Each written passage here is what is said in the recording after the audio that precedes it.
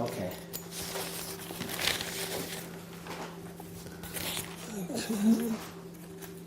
All right, Moshe. So we're rolling. Today is December 4th. January. Excuse me, January 4th, 2018. We're in Beit at the home of Moshe Maeir, correct? Correct. In Beit, and we are actually, this is one of the first times that I'm doing an interview that we're talking about people who are no longer with us, second and first generation, because we're also talking about your grandmother and your father, correct? Right. And so this is actually the first time I'm doing an interview that I'm not talking directly to in first person tense. So I just want to state that for the camera, and that this is actually, and we have some letters that we're going to go over. But before we start, if you can just give me a small brief about yourself, where you're from, background, and then we'll get to your grandmother and to your father. Okay. So Okay. Yeah. Okay. So I was born in 1958 in White Plains, New York. And we moved at the age of, when I was at the age of 3 to Chicago, together with my 4 brothers. I grew up in Chicago, but at the young age of 10, my parents came on Aliyah, my father for the second time, because he was here in 1947-48. And we lived in Jerusalem. After living in Jerusalem, we lived a few years in Netanya. Almost 40 years ago already, I married my wife, and since then, most of our life, we've been living here in Beit. When did you move to Beit? 1981. 1981. Second, keep on going. I'm just closing this actually. Okay. We had the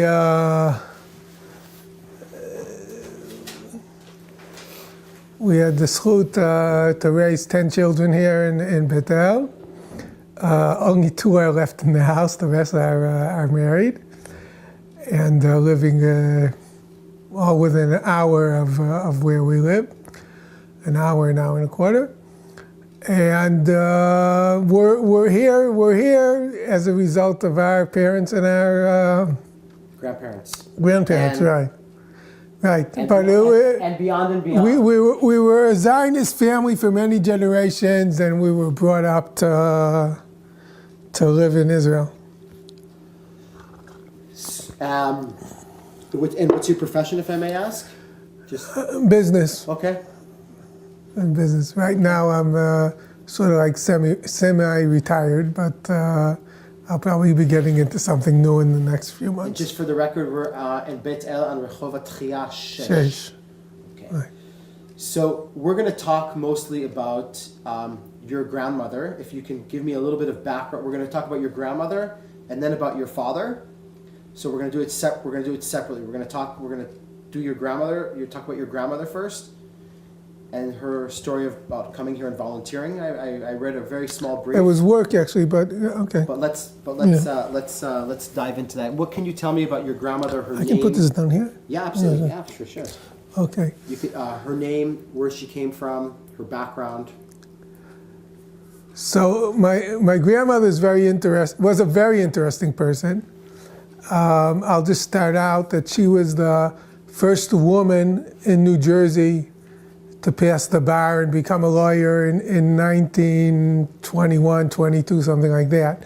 And she was from an Orthodox Jewish family. Her name? So her maiden name was Ethel Kate Bloch, B-L-O-C-H. Bloch. And her Hebrew name, it's interesting, she changed it over the years. We used to call her Safta Tova, but I think she started out as Ada something, I don't know. But where was she born? She was born in, I think in Hoboken, New Jersey. Or in one of her whole family lived around there in Union City, Newark, Hoboken, East Saginaw, Wahican, all those, yeah. So that's where she grew up. The interesting thing was she was in her family. She was the first generation, I think, American. So she was born. She was born in the United States in 1899. Do you know where her family came from?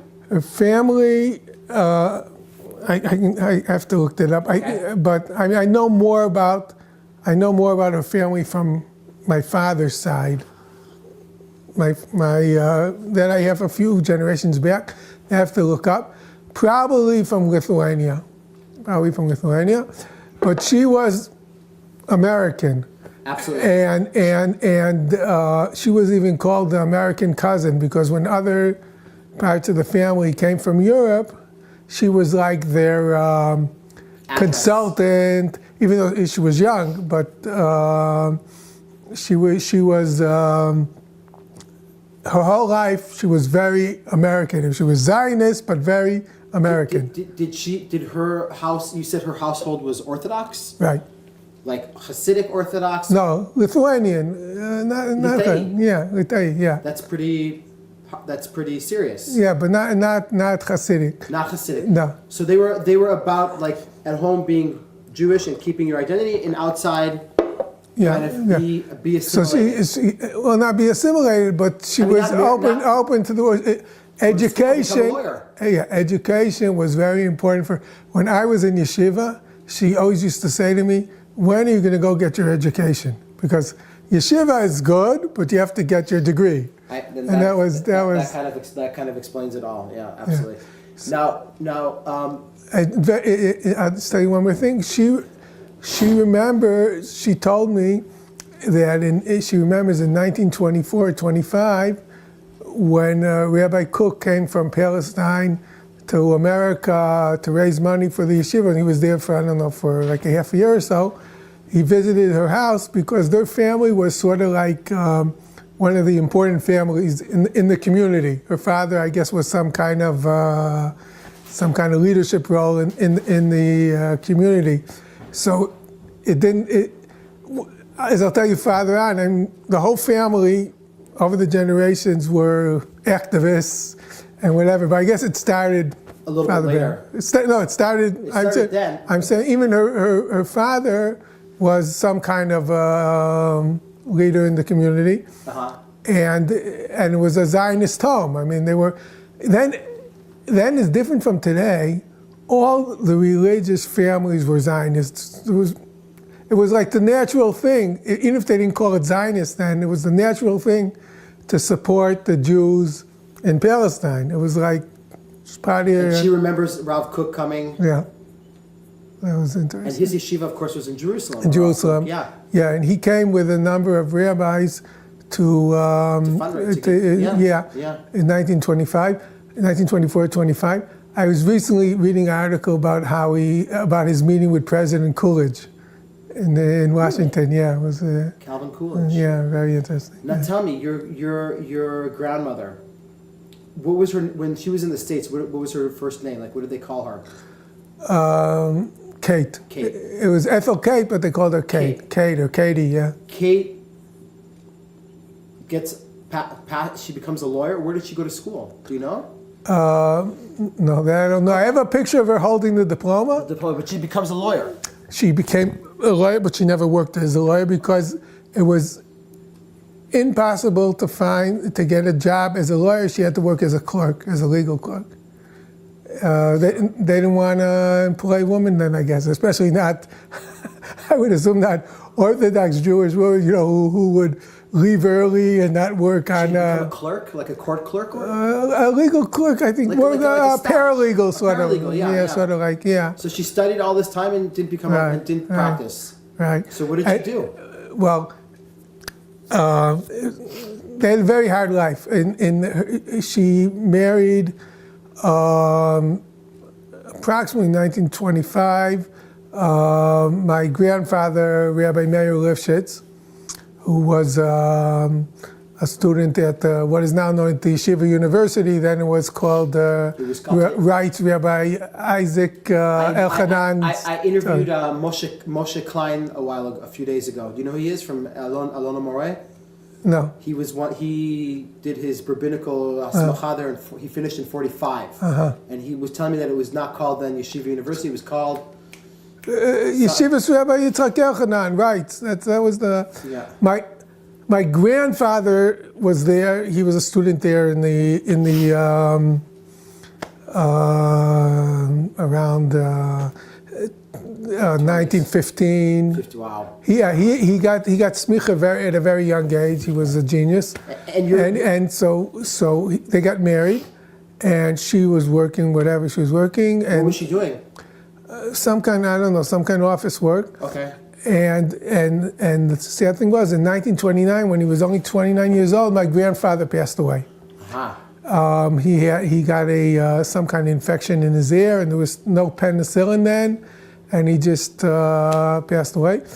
And she then had to take care of. She had 2 young sons. My father was 2, and my uncle, who was 4. And I just found out recently that she put them in an orphanage for half a year because she couldn't afford to keep them. And she was working, she had a job in Washington, D.C. I guess she couldn't find a job in New York. And she used to come home on weekends. And eventually they moved in with her mother in New York. And remember, this was 1929, 1930, 31, right? Right, 30, 31 was the height of the Depression. Yeah. And she worked very hard to feed them and get them their education, make sure they went to school.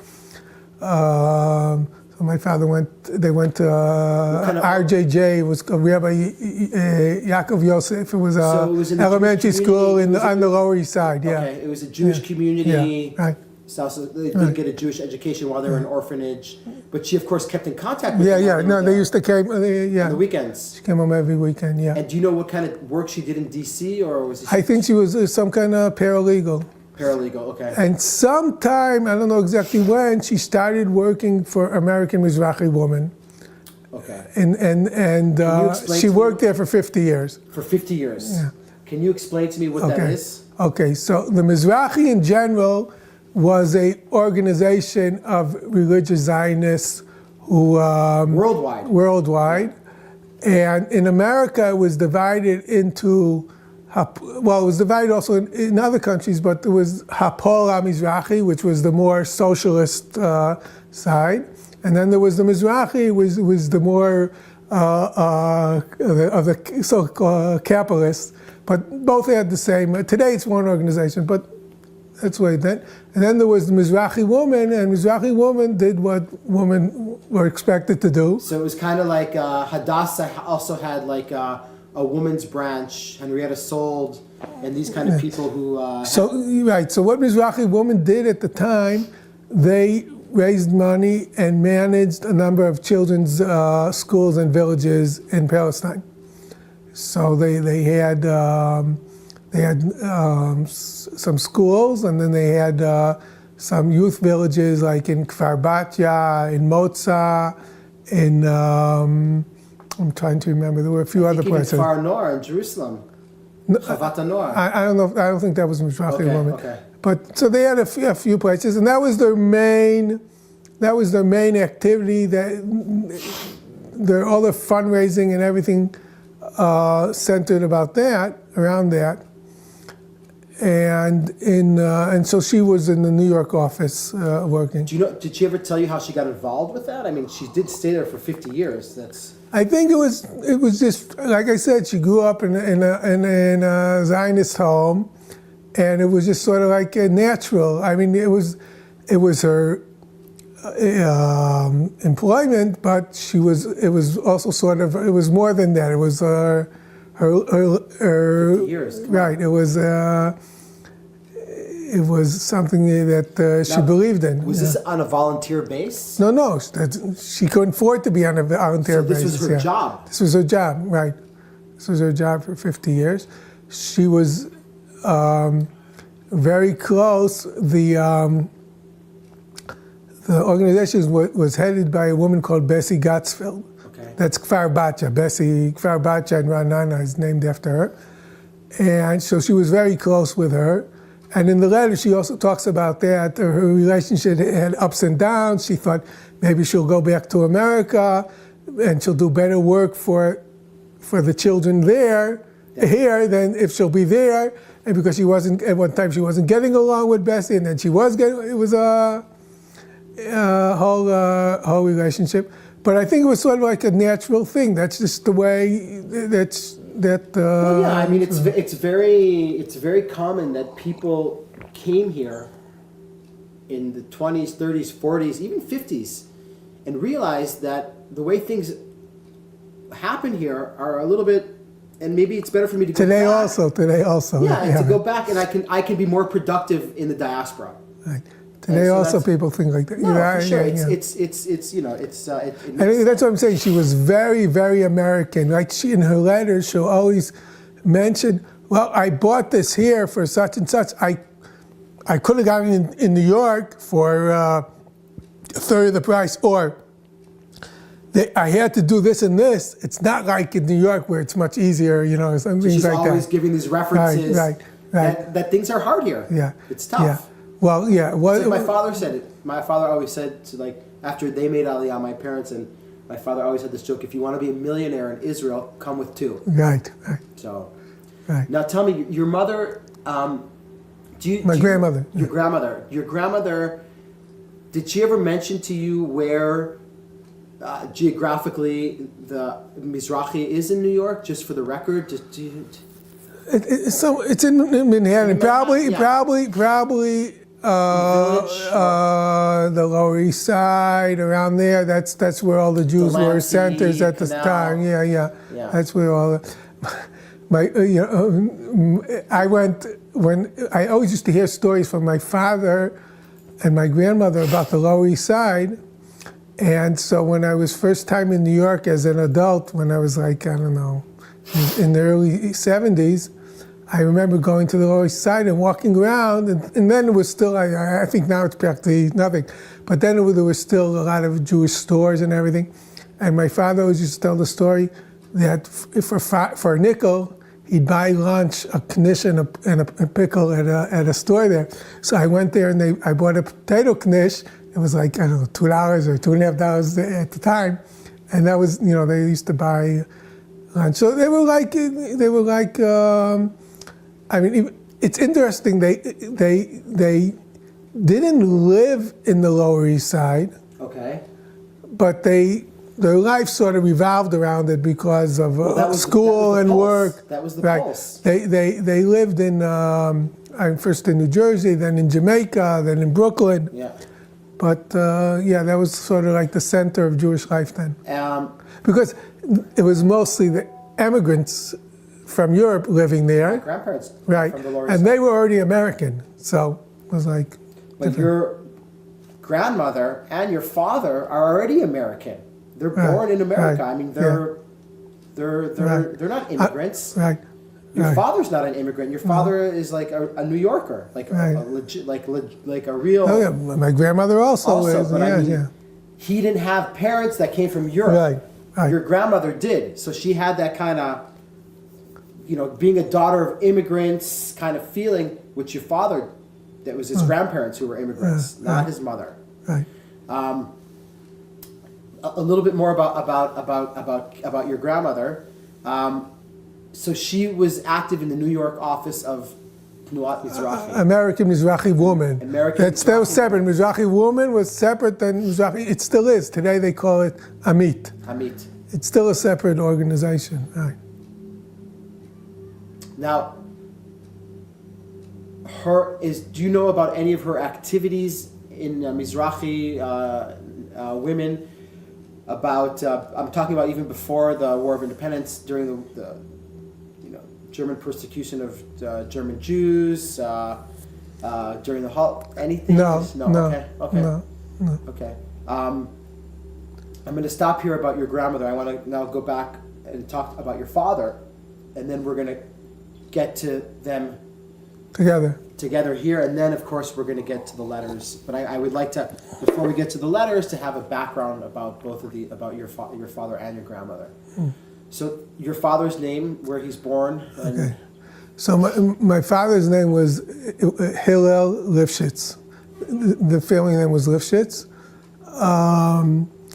And he was born in 1928 in New York.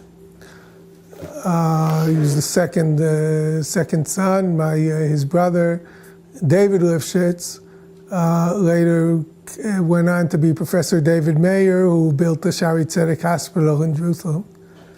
And unfortunately, they both passed away at a young age. My father had diabetes, and he died at the age of 61. And hold on a sec. I'm gonna have to stop it because my battery is about to die. I'm sorry. We're gonna start that. Just give me a few sentences. The sky is blue, but it's supposed to rain today. All right. I like that. We like the rain. Okay. So let's start again about your father. He was okay. Okay. Your father's. Your father's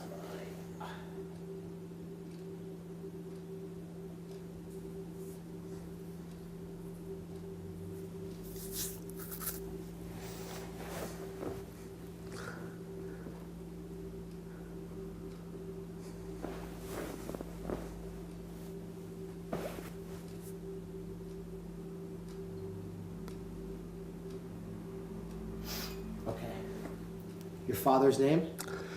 My father's name was Hillel Lifshitz.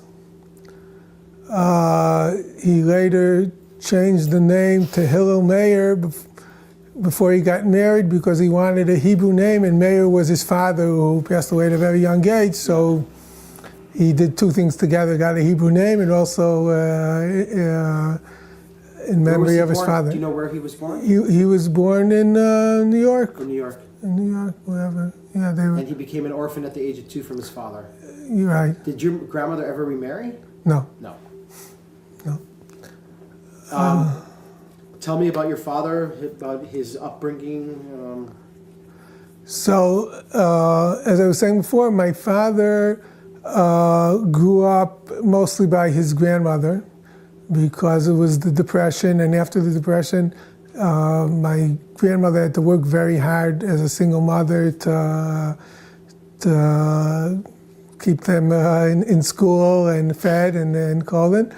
And so he and his brother lived by his grandmother for many years. I think during the week they used to stay with the grandmother in Manhattan, and then on the weekend they would go home to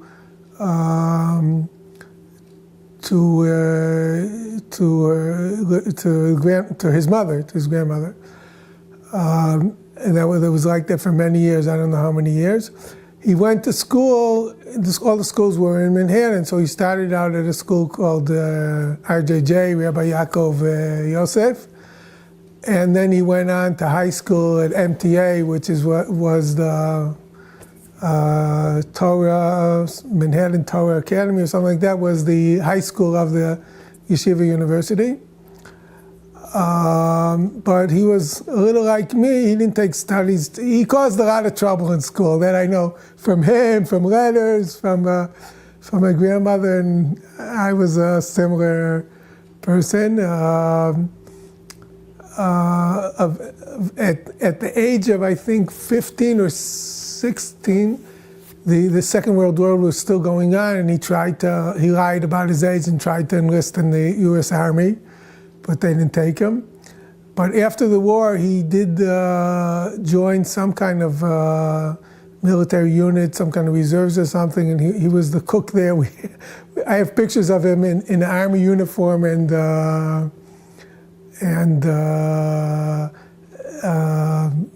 it looked like they were having a good time. Is he involved in any youth movement or something like that, as far as you know? Okay. So both my uncle and my father were members of the Shomer Dati. Shomer Dati, which was the predecessor of Bnei Akiva. It was. I think it was also like sometimes in parallel in some periods, but it was sort of like Bnei Akiva. My uncle, I think, was actually the head of the Shomer Dati in North America, And they were also very active. There was a camp called Camp Mossad, which was, there was even more than one, which was run by a person by the name of something Schulzinger.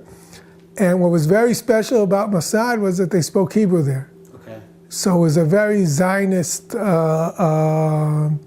atmosphere, and you spoke Hebrew, and it was like you were in Israel, like you were in Palestine. Where is it, up in the Catskills somewhere? Or? It was, I think, the one that, there were more than one, but I think they were in Pennsylvania. Pennsylvania, okay. I think they were in Pennsylvania, and they were both there as kids, and then as counselors. And I think my uncle at one time was the head of the camp. And for the record, your uncle's name again? Professor David Maeir from Shari. He's well known in Jerusalem because he was the head, he built the new Shari Tzedek hospital, okay. And he was there. Okay. So the one of the things I remember from the camp. So my uncle was an important figure there. My father was more of a troublemaker. So like they were not supposed to have cars. So my father has all these stories where he bought a used car, but he didn't keep it in the camp. He parked it far away, so Schulzinger wouldn't know, but he caught him, and all kinds of stories like that. But I think that was just a continuation of their Zionist upbringing. So by the time Israel is partitioned in 1947, your father is... He's 19. He's 19. And he's sort of like torn between his mother, who is demanding that, he gets his education. And he started out, he started something, but I don't think he finished. And wanting to come to Palestine to be with the And I'm sure there's tons of places that the Shomer Hadati can send him here. Well, that's also interesting because they tried not to send people before they went hachshara, before they went through a preparatory period in America. Right. So he came on his own. So the story. So my grandmother was already here working for Mizrahi woman. So let's go back to your grandmother who came here before your father. Right. When did your grandmother come here? I'm not sure the exact date. No, but the end of the summer of 47, something like that, approximately. So she came here before partition. Right. Why? She left her boys and came? I don't know why. She doesn't say, she talks about what she did here, and she's constantly talking about if she should go back or stay here. But what initially brought her here, I think that Bessie Gottesman asked her to come to help out with the organization because it was a very hard time, 1947. There were a lot of Jews coming in from Europe, not as many as they wanted, but there were Jews, right? And the refugees and the I'm sure the economic situation wasn't so great, and I guess she just needed help in the organization. So Bessie, what's her name? Bessie Gottesfeld. She's the head of. Yeah, she was the head of the American Mizrahi woman. And she was here. She was here with her husband in Tel Aviv. So do you know where your mother is when she comes here in the summer of 47? Where she is, what she's doing? So all her letters, she writes that she was on 16 Dov Hoz Street. In Tel Aviv. In Tel Aviv. Yeah, that's the address she uses on her mail, on her letters. So then Tel Aviv was Tel Aviv. It was an important city already, but it wasn't like it was today. She has a photo of sitting on the beach next to the Don Hotel. Then the Don Hotel wasn't the big Don Hotel. It was a little pension. It was called, I think, the Katja Don. Now, what can you tell me without reading the letters right now, which we will, about your grandmother's... Sorry about that. Okay. About your grandmother's experience here. About what did she do here? What was her... So I think she did everything. She was like Bessie's assistant. She did whatever needed to be done as far as, funds, administration, whatever the organization needed to manage the different youth villages and high schools, schools that they had. Did she ever talk to you about this period in her life? Yeah, sure. Yeah. Not as much as I would have liked today. Today you look back. Sure. But she used to tell us. She used to tell us different stories. I think from the letters I see it wasn't so simple. But she didn't when she told the stories. The interesting thing is, again, she was very American, and she never succeeded really in conversing in Hebrew. Even when she moved here in '68 and lived here for 20 years, for the last 20 years of her life, she went to Ulpan when she was here in '47 and '48. She went to Ulpan in America. She went to Ulpan after she came back in '68, and she never really succeeded in speaking Hebrew. So that was one of the things she used to mention. And she never got it. She never got it, and it was always like comparing. Again, she had this great love for Israel, but she had this thing of comparing America. She was so American, comparing America to what's going on in Israel. I can't really tell you exactly what she told us and what I read because I've read these letters so many times. It's all become one. We're going to get to them in a one second. story. Now, when does your father get here, and what's his story? So I think, without him telling me so, I think the way he got here was that he convinced her that he was going to go to university in Palestine, and that way he got permission. She agreed also that he would come. And Who came first? She came first, and he signed up for to be a student at the Hebrew University in agriculture, which the faculty was then based in Rehovot. It still is, as far as I know. Yep. And that was like a win-win for him because he really wanted to be a kibbutznik and work in agriculture, and it also satisfies his mother's demands that he gets an education. So I was just looking through that yesterday. It seems there was a boat called the Marine Carp, which was a steamer that traveled between New York and the Mediterranean once a month from 1946. It was first part of the U.S. Navy sort of reserves, and after '53, I think it went back into the U.S. Navy. But there was a period it was a private commercial steamer, and he was waiting for his visa, and there was a boat once a month, and I think he got the visa like. The British weren't very, they're giving out what we call a certificate, which was a visa to come as a immigrant or student. So he couldn't get a visa to come as an immigrant. He got a visa to come as a student, of course. And I think he got it either the day before the boat was supposed to leave, or even a few hours before. It was, and if he had missed that boat, it would have been another month. And he tells one of the stories he always used to tell us as kids on the boat was that the route of the boat went to Italy, I think, or Greece, and then to Egypt, then to Haifa, and then to Beirut, and then back to the States. And when he got to Port Said, in the internet, it seems that the boat used to go to Alexandria, but he said Port Said, so maybe went to both places, whatever.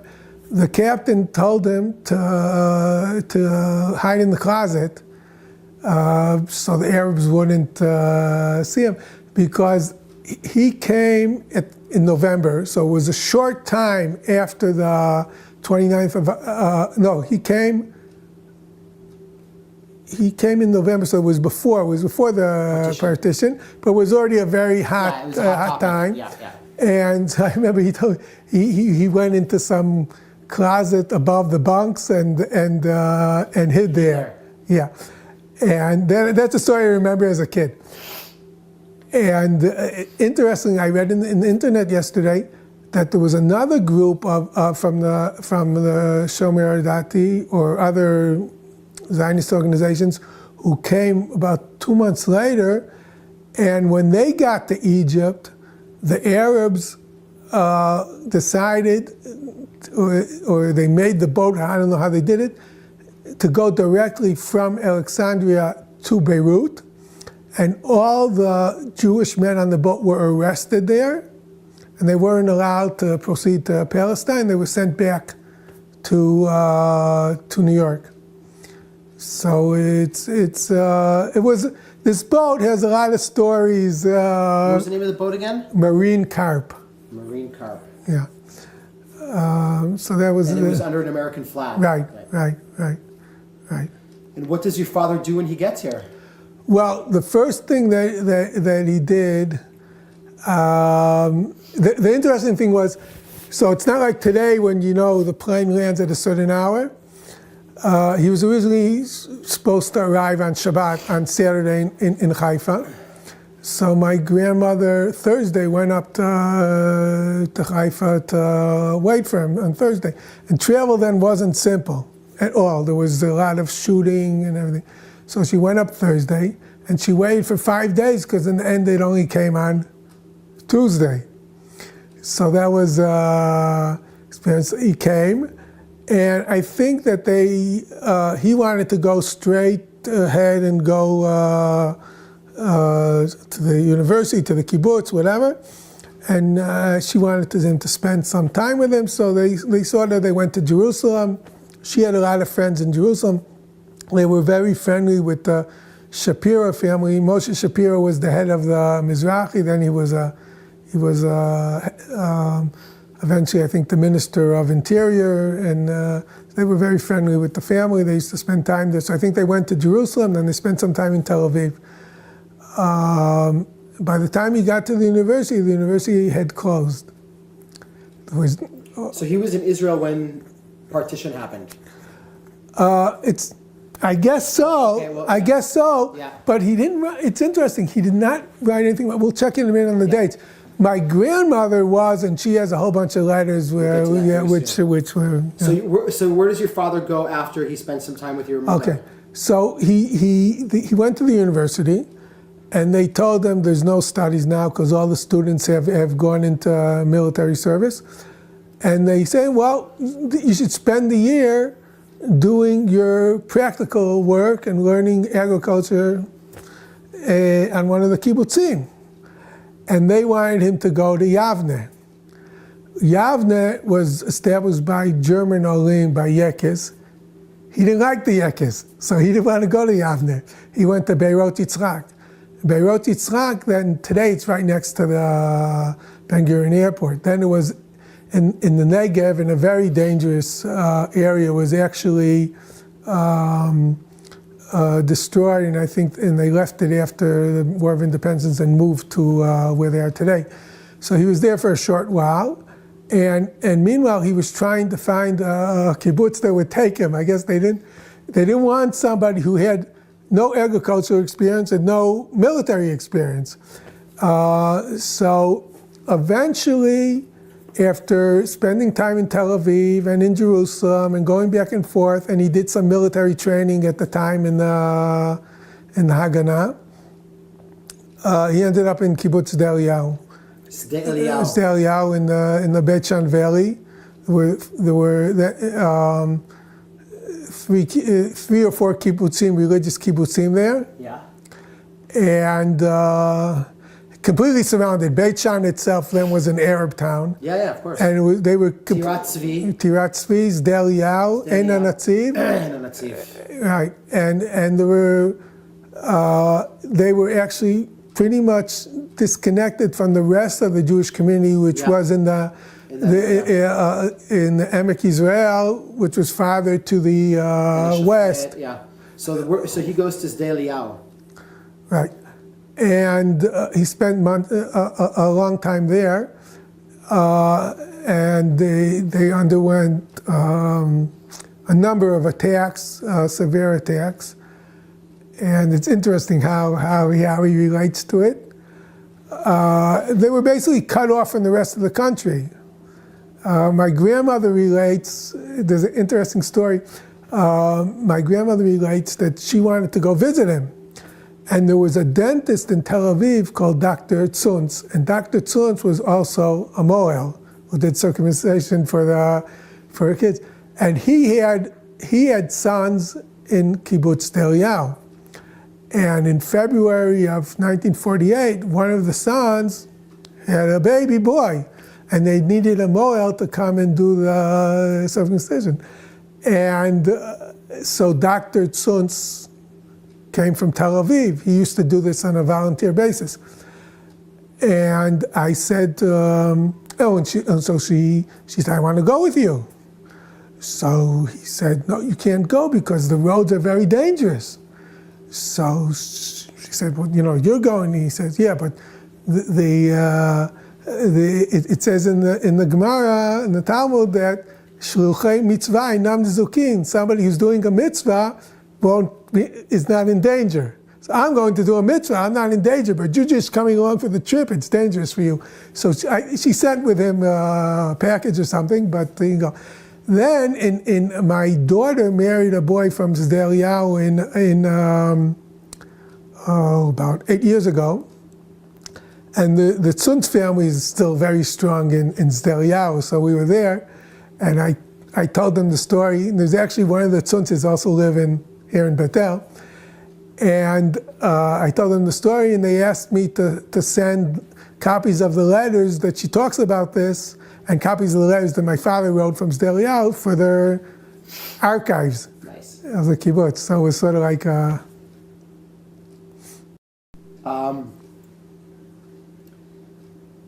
So your father saw some combat there in Sder Eliyahu. He saw yeah. a little, yeah. He always, when we were kids, we used to ask him, what did you do there? He said, I didn't do anything. But it's interesting. He always used to mention that he was with Arik Sharon in the Kurs Makim. So he did do Kurs Makim. Yeah, I guess so. In a place called Machane Yona. I think Machane Yona is where the Tel Aviv Hilton is today. Okay.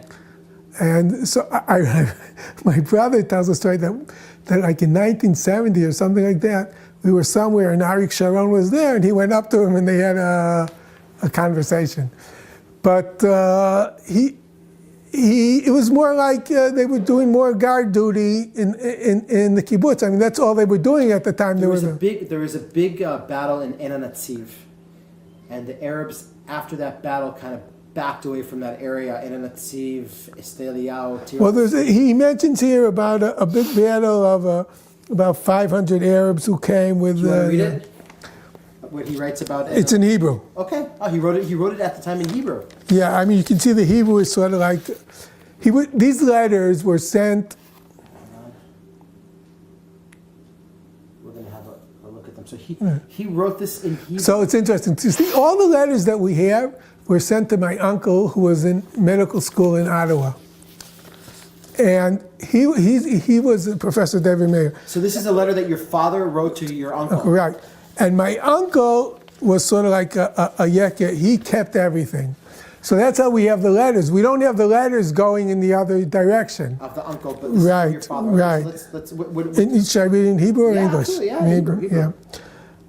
לדוד שלום, אני מתאר לי שכבר שמעת מההתקפה בעמק בית שאן על ידי 500 ערבים. This is on February 18th, 1948. מזוינים עם נשק אוטומטי ומרגמות. אני השבוע עובד בשמירה. זאת אומרת שאני שומר מ8:30 בלילה עד 4 בבוקר. מ6 עד 8:30 בלילה ומ4 עד 6 בבוקר יש תורנים. ההתקפה פה בעמק התחילה ב3:40 עד שעה 8:30, כאשר הערבים התחילו לסגת. אני לא יודע מתי תקבל את המכתב הזה, כי מיום 15 בפברואר אין לנו עדיין קשר דואר עם עפולה. עפולה was their main city, and they were disconnected from עפולה. אפשר אחרי שתקבל את המכתב, תהיה לנו התקפה שנייה. היום, 18 בפברואר, היה התקפה קטנה מאוד בעין הנציב. כמה צלפים ערבים ירו על המשק, מצאו את הצלפים אחרי זמן קצר והכל עכשיו בסדר. תגיד לחברים שלך שכל חבר שנמצא עכשיו במשק עברי, הוא חבר הגנה, במיוחד למשקים שנמצאים בספר. עדיין לא יכולתי להתקשר עם אמא, עם האמא, שהיא הייתה בתל אביב. אבל אם היא תקרא בעיתון, היא יכולה לראות שכלום לא קרה לי, ואני בסדר. אני מקווה שכלום לא יקרה לי גם כן. דרך אגב, תדע ש57 ערבים נהרגו בהתקפה. ואפילו מה שתקרא בעיתונים. עכשיו כמעט שלא עובדים במשק, רק לענייני ביטחון והגנה. ביום ראשון הייתי בעין הנציב. ראיתי את כל החברים. There was a lot of Americans in עין הנציב, so they had friends there. והם שולחים דרישת שלום. אני אומר לך את האמת, אני לא מפחד מההתקפה. This is interesting part. אנחנו יכולים להרביץ להם טוב.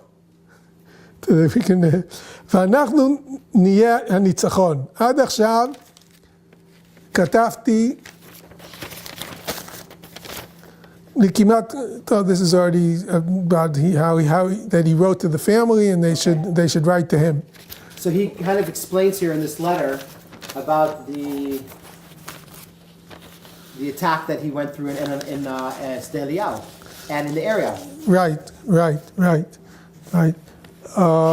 Can I see these? These are like what's airgrams. I'm going to film these all separately, so let's.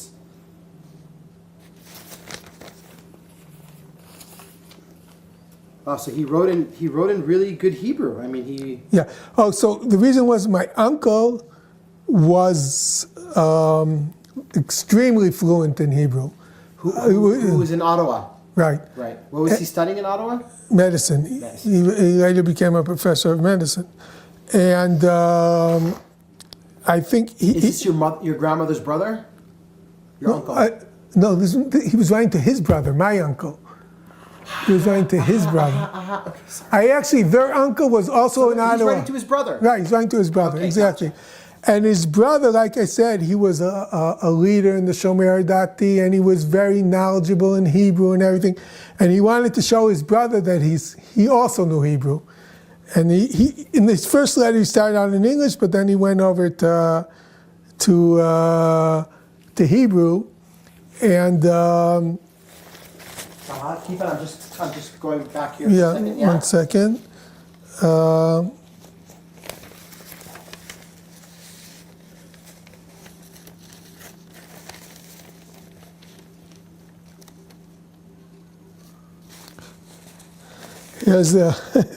Here's the interesting thing he wrote in January. He writes, אני נמצא עכשיו בקיבוץ ביירות יצחק. ביירות יצחק was in a very dangerous area in the Negev. זהו קיבוץ יפה מאוד. אין כלל יקס פה. כולם מאירופה המזרחית. אני יודע שאמא אמרה שהיא תכתוב לך שהיא לא רצתה שאני אלך לפה. אבל אני אומר לך, לקיבוץ אני צריך ללכת לעבודה מעשית, לעמק, ולעמק בית שאן. יש רק יקס. אפילו בעמק בית שאן יש רק יקס. אם פה הוא מצב סכנה, זה יותר טוב לבוא לפה. זה... Yeah, he says, אצלנו באו היום ביקור מאנגלים, this is interesting. היה להם טנקים וכל כלי נשק. אכלו ארוחת צהריים והיו פה כמעט 3 שעות. דיברו על הידידות בין האנגלים ובין היהודים, וביקשו שאחרי שהם יעזבו שנשאר ידידים. זה... אני עוד כמה ימים אחדות אכנס לקבל אימוני נשק בהגנה. כל מי שבא צריך לקבל את האימונים האלו.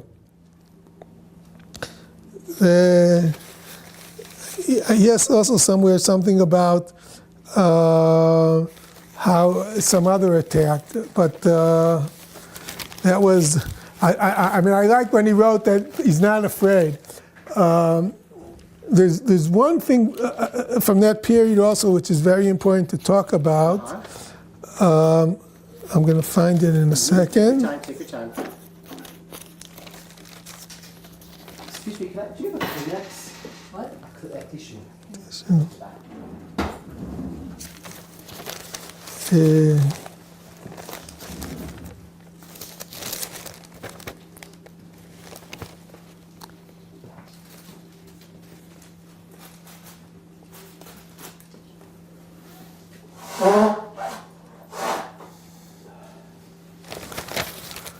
To find that letter, one second. Oh, Take your time. okay. So, I don't know, have you heard of Moshe Pearlstein? Yes, I have. Okay. Okay, but So- pretend I haven't. So. Okay, I'll pretend you won't. I haven't. Okay, so Moshe Pearlstein was a friend of both my uncle and my father from the Shomer Dati from New York. And like my father, he came here to study at the Hebrew University agriculture.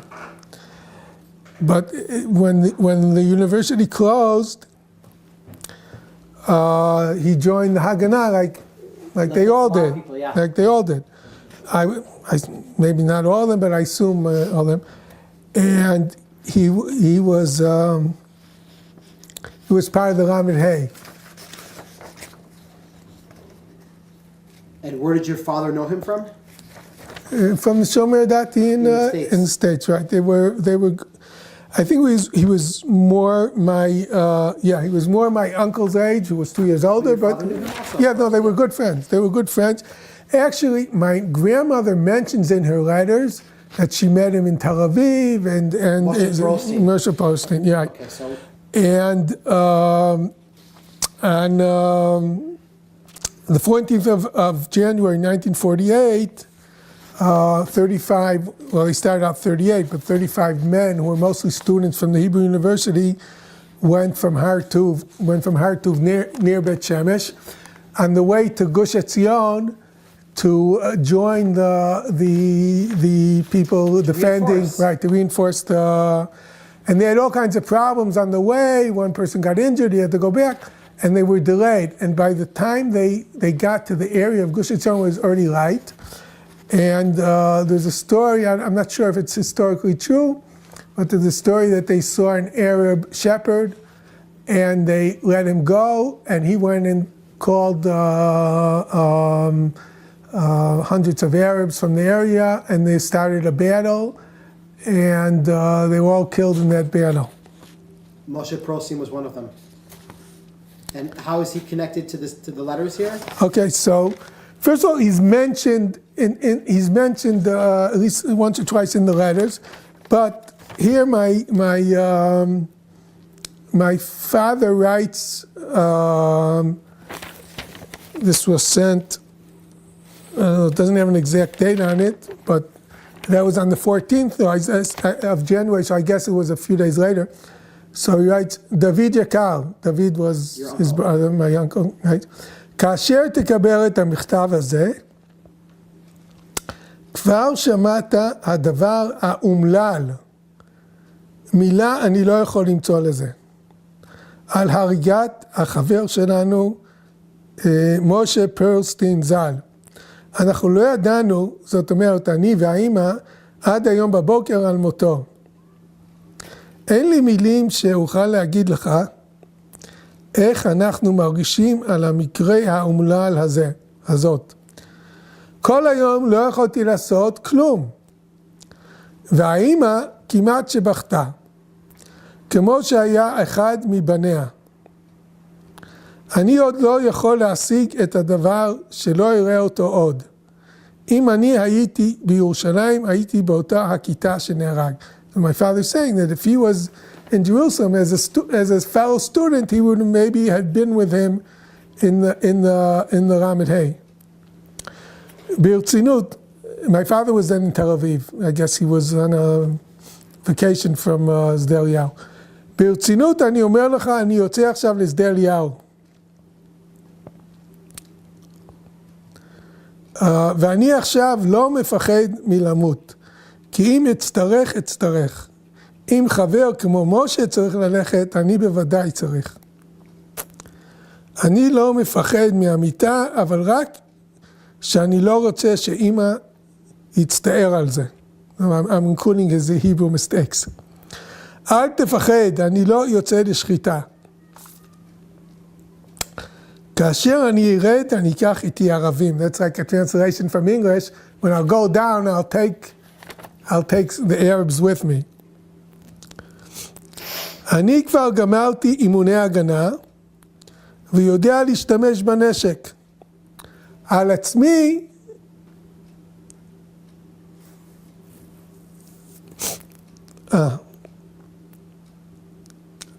אני יודע להגן על עצמי. אני יודע להגן על עצמי. I don't know, somebody is sending, מישהו שולח אלפי איש לסביבות חברון, ההגנה תשלח אלפי איש לסביבות חברון, וישמידו את כל כפרי הערבים מנער ועד זקן. כל הרכוש, הכל לכל יהודי שימות, ימותו 10 ערבים במקומו. Now, what's very interesting about this is, my father was a very liberal person. He was probably, I think, the only Orthodox Jew that marched with Martin Luther King in Selma in 1963. But here he's talking very... he's upset. He's very upset, and he's saying that for every Jew that's killed, we have to kill 10 Arabs, and we should destroy all their villages. And loot their belongings. Right. And he says, בשביל משה פרלשטיין, אני בעצמי אני אהרוג 100 ערבים. I'll kill 100 Arabs. אמא נותנת לי רשות לעלות לשדה אליהו, אפילו שהיא יודעת שאין גן עדן שמה.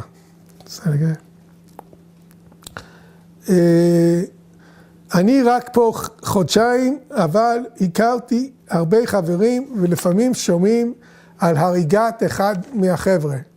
לפני זמן, אתה זוכר, אפשר בבית נבלה.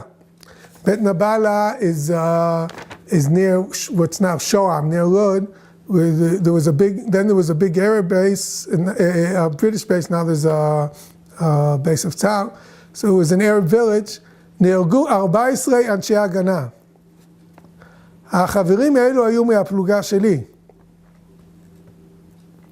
ידעתי את כולם. All these people he knew.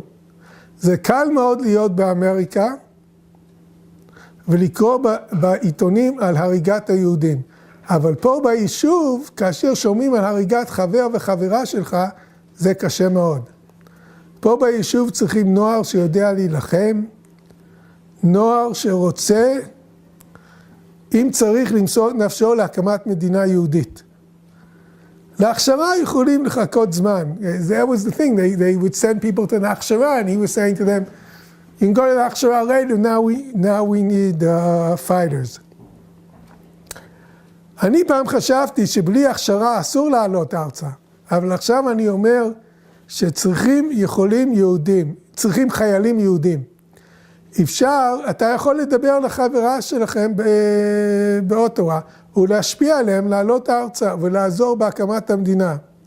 אפשר, אתה לא יודע, אבל ה-35 שנהרגו בערי חברון, היו כולם מהאוניברסיטה. משה היה היחיד שהיה אמריקאי. כולם היו אזרחי ארץ ישראל.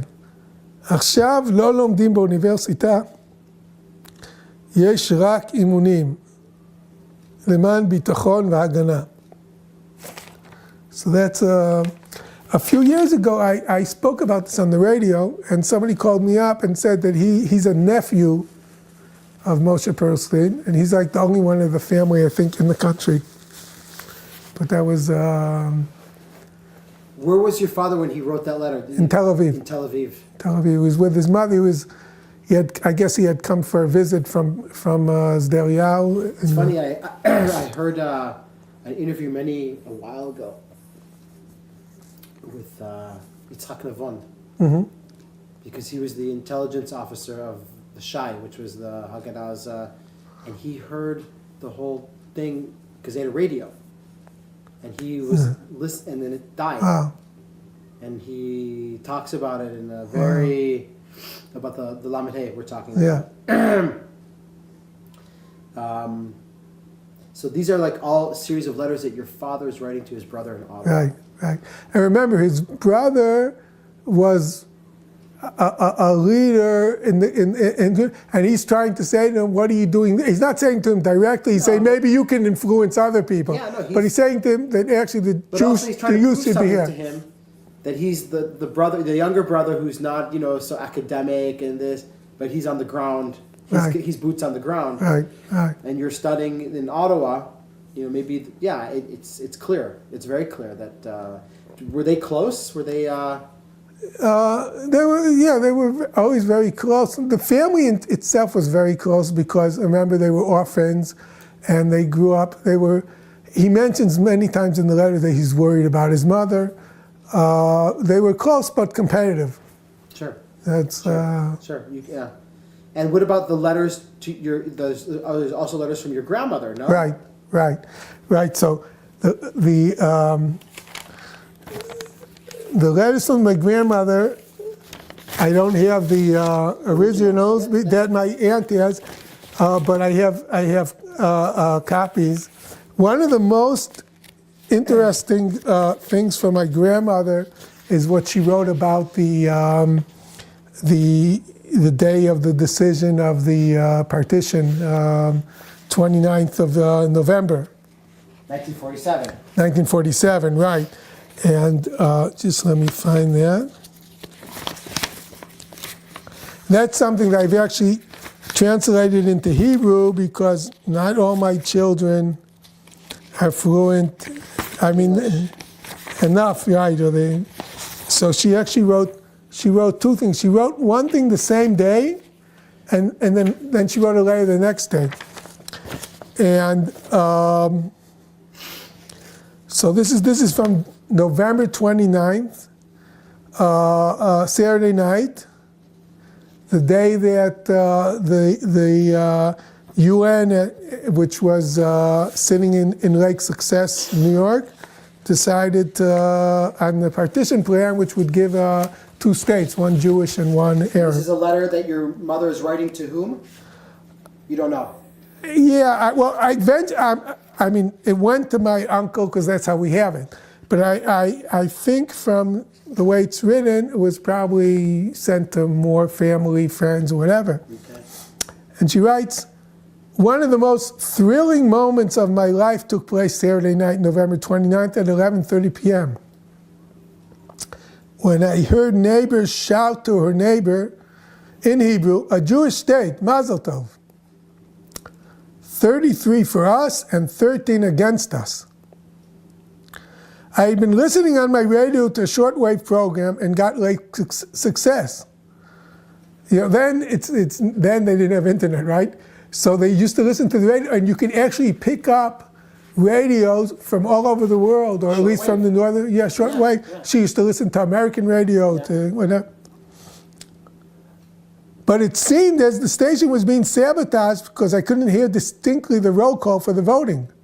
An English station was playing music, and a Swiss station, a discussion on some other topic or other. I was so mad I could not listen to the voting. Finally, after the voting, the reception was very clear, and I heard the delegate from Pakistan saying to the assembly, "You have just committed a terrible act. Pakistan does not recognize the decision and cannot be responsible for what may happen as a result." Then I heard the balance of the assembly meeting, and it was 1:45 a.m. our time. After hearing the good news, I wanted to go out on the streets. However, I didn't feel like going out alone at 1:30 in the morning or later. And I wasn't able to telephone anybody because very few had phones, and I didn't have a phone in my house. I was resigned to staying at home and celebrating by myself. However, the husband of my landlady just came up at that moment to wake up their son and tell him the news and take him out to the celebrations, and he insisted that I get dressed and come along as well. Believe me, I never got dressed so quickly. Well, we got down to Dizengoff Street. It was just seen, the whole neighborhood was up in the street. People were singing and dancing in the streets. Cafes were crowded to capacity. Some had already closed their doors because they couldn't fit any more people in. And everywhere there was joy and happiness. Many people remembered 10 or 20 years ago when Tel Aviv was only a sandy beach. Imagine how they felt. Many had lost complete families in the cauldron of what was Europe. Their joy was intermingled with sorrow that they were the only ones of their families left. All of us were thrilled to think that our 2000 dream had become a realization. Then she goes on, she says, I wish my mother was alive. She used to pray and shed tears every day for the return of people to our land. So like I said, it was in the family. Did you ever see Times Square on New Year's Eve? Well, Dizengoff Street and every other main street in Jerusalem was just like that, except less drunks. Only our people could celebrate such a meaningful victory with such little disturbances. People came down with robes and pajamas and nightgowns. I didn't get back home till 4:30 in the morning. I couldn't sleep. I will never forget that I was privileged to be in Eretz Israel for such an occasion. Believe me, I'll have something to tell my grandchildren if I should hold out so long. She always used to say, her famous sentence would be, if I'll still be around. She always used to say, I'll still be around. And then she goes on and she says, the next day I went to the office as usual. She worked for American Mizrahi woman in Tel Aviv. We received reports of the other parts. Jerusalem, though not included in our state, outdid herself. They celebrated to the middle of the next day. And then loudspeakers were telling people to go home. All the animosity between the soldiers, the British soldiers, and the people were washed away. Even the soldiers rejoiced in our history and had Zionist flags on their tanks and Tommy guns. In Jerusalem, they put the small children on the tanks and gave them a ride. They danced with our girls in the streets, and they were also happy because they would be going home soon. The Jewish Agency Square was full of people. Hillel, that's my father, was on the kibbutz over Saturday and came back to Tel Aviv. He told us how the good news was singled and flashed. They used Morse flash all over the Beit Valley. The streets are still crowded with people who refuse to go home. So that's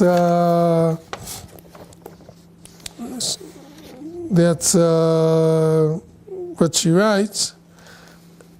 And then she wrote something more, I guess she thought about it a little more, and she wrote another letter called Independence Day for the Jews. So that was a big event. That was a big event.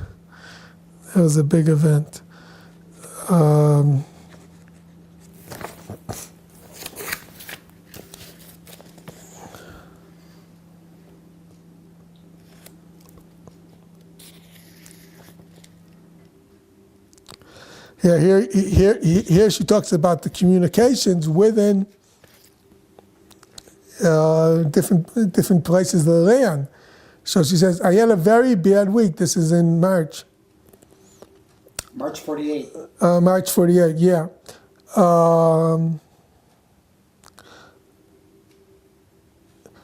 My father left, came for the weekend, and then he left for Daily on Monday. So you can imagine how worried I was, especially when the trouble with the 17 boys in the hills of Judea came out. The names did not come out till Friday morning. It's not like here when a few minutes later, when somebody's killed, they, Friday afternoon, when I got back from the hospital, I found a letter from brother. They used to call, my father was brother and his brother was Sonny. That's what they called themselves, Sonny and brother. Which he sent me on Tuesday, enclosing a letter for me, a sealed letter for me to deliver to his old CO, his commanding officer, because the commanding officer told him he has to come back to Tel Aviv and he wanted to stay in Sderyahu. And I hope everything will be all right now and he can make where he is with his chaverim, his friends in Tel Aviv. Then a month earlier, she writes, the Hebrew papers are full of reports that the Arabs are planning a large-scale attack and they don't know where. It can happen in various places.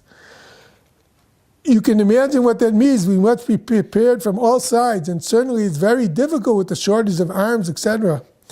Considering that the army is purely voluntary and no one can be forced to go, they are doing wonders here. The day before yesterday, rather early evening, the whole night was more or less a large-scale attack took place on the Jaffa-Tel Aviv border. Remember, between Tel Aviv and Jaffa, there was one continuation, but Jaffa was controlled by the Arabs and Tel Aviv was controlled by Jewish. Continual machine fire, gunfire, bombardments and explosions continually. And we must repel it with the small force that we have. One of the young men was there, told me that the Arabs have a lot of German heavy cannon there. You can be sure that the Arabs don't lack arms, for they get it from all sides, from their own 7 states and all their friendly allies. Wish it was already May 15th, so we as a state could demand the same considerations as the others. Here she writes about the lack of food. Okay, in Tel Aviv. Yeah, she says, about food here, don't worry. Tel Aviv has sufficient food for all. Of course, there are shortages, so what? So we don't eat as much meat as formerly, or get as many eggs as formerly. The only bad part is that Jerusalem is a bad state for food, for she has always depended on the settlements and on the part Tel Aviv for food. And since Tel Aviv sends packages of food to Jerusalem, meat and eggs were formerly purchased from Arabs. And of course, that's out now. Only this week, some Arabs sold cows to Jews in Petach Tikva, and the Etzel, she didn't like the Etzel and the Lechim, whatever. So she writes, the Etzel and some other crowd found out about it. They held up the Arabs intent only on getting their money, because a percentage of that goes for their defense fund. However, they killed the Arabs, and the town is more or less on edge waiting for reprisals. You can't imagine how everyone is tense here, never knowing when the enemy will strike. My heart's in my mouth every time I listen to the news. So she says that she gets candid on the radio every night, so maybe you can go and broadcast sometime and say, hello, Mom, because he was in Ottawa. That's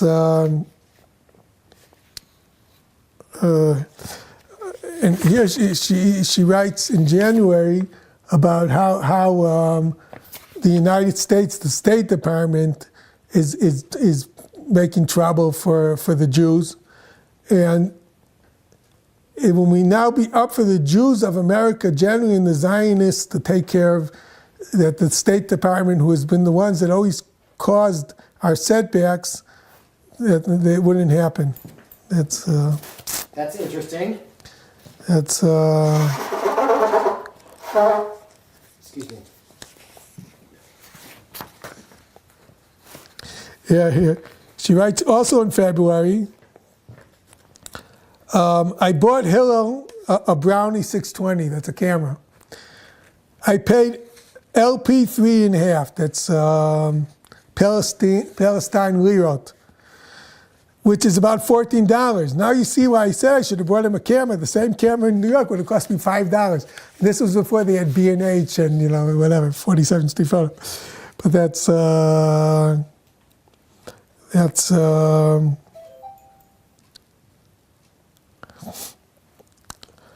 and she writes how every night that despite that she lives in the center of town, but she can hear the explosions and the shooting all night. Surrounding areas. Right. Yeah. So that's. We had. This is on in November. We had some serious doings in Tel Aviv last night. For the first time in a long time, we had Azaka, siren, about 8 p.m. I don't know what happened. However, the English news at 9:30 p.m. said that one of the dissidents had been killed and 3 British constables injured near Barclays Bank. Guess they wanted to make another holdup. This is the... Sturging. Yeah. They were a very big one about 5 or 6 weeks ago. Then they held up a police station and freed some of their boys and who had removed signs from street corners. I don't know what they expect to gain from this. They don't seem to realize that our problem before the UN, our actions here are viewed more closely than ever before. This is before the decision on the partition. Why can't we all get together and show a united front to the world? we all want the same thing, our own land, and they opposing partition won't get the whole of Palestine. Since we can't get the whole, we must do the best we can. So things haven't changed. There's still people say, yeah, we have to be quiet, so the UN will will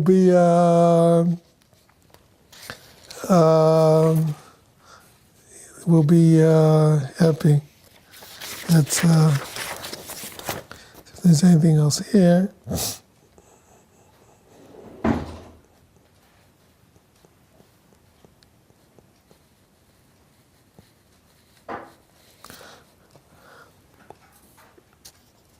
Oh, in October, she writes, I went to my first concert Sunday night. I bought a subscription. You know, there was the Palestine Philharmonic Orchestra. So at the time, it was interesting. Tel Aviv was under attack, but there was still a very big cultural and social life.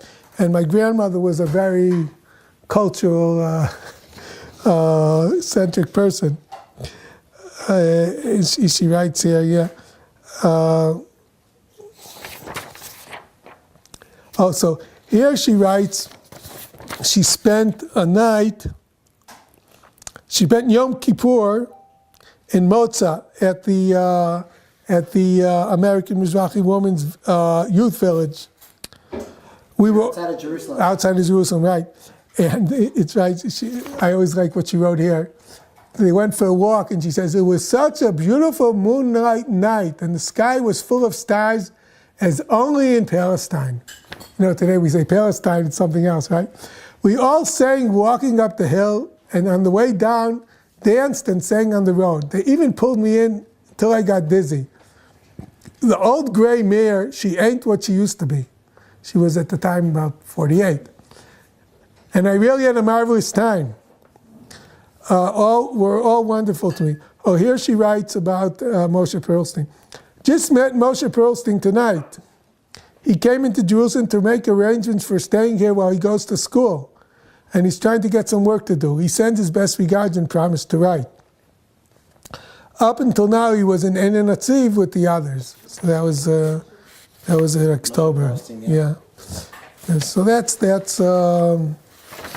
I'm actually I have a plan now to publish all these letters in a booklet with translations to Hebrew and English and background. I started on it.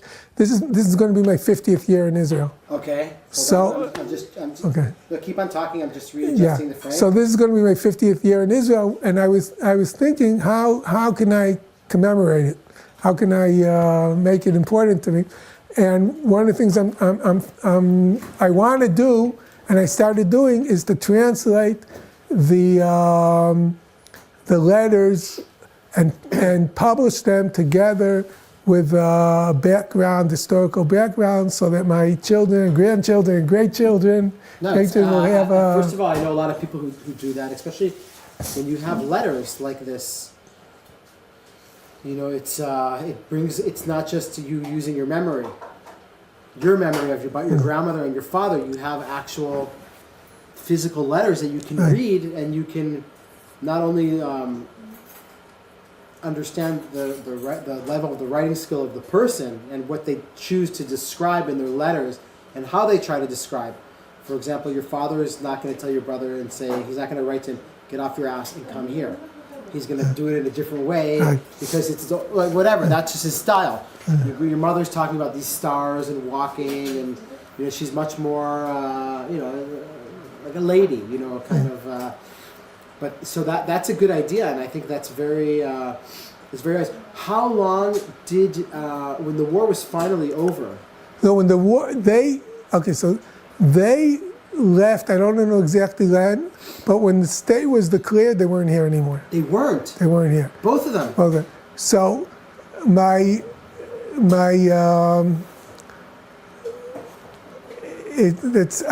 was sort of like surprised when I found out, but let me get this away from the water. Yes. So my grandmother felt that her work called for her to be in New York, and she returned to New York. And once she returned to New York, what I remember hearing from my father as a kid, she pressured him to come back. One, because it was dangerous. Again, remember, she was an American, and you know, she, like you see, she had this tremendous love for the land of Israel and everything, but she still was afraid of what would happen. And two, she was alone. I think she was even sick at the time. I remember my father saying she was sick. And since the other son was in Ottawa, and it wasn't like today where you just, you know, got on the plane and came. And so he eventually, he went back to New York. But both him and his brother's family, my family and my uncle's family, came on Aliyah after the Six-Day War. So it was like a seed that was planted, and my grandmother also came then. So the whole family came back after the Six-Day War. Amazing. So it was 19 years later. What did your father do, just out of curiosity, when he came back to the States? So he got a degree as a teacher, but then he ended up working as a stockbroker. Hey. Yeah. So your grandmother studied to be a lawyer, but she ended up working in a women's organization, a Zionist women's organization. Right. Excellent. So I'll tell you what, I want to take some photos right now of the letters, especially like the stamps, and kind of get that. But I think we... Yeah, we did. Yeah. We did. You feel that we missed something, or... I think we pretty much got the... All right. Got the feel, yeah. Thank you so much. So now I'm going to stop. Hold on. Okay. הבת הגדולה שלה והבת השנייה. No,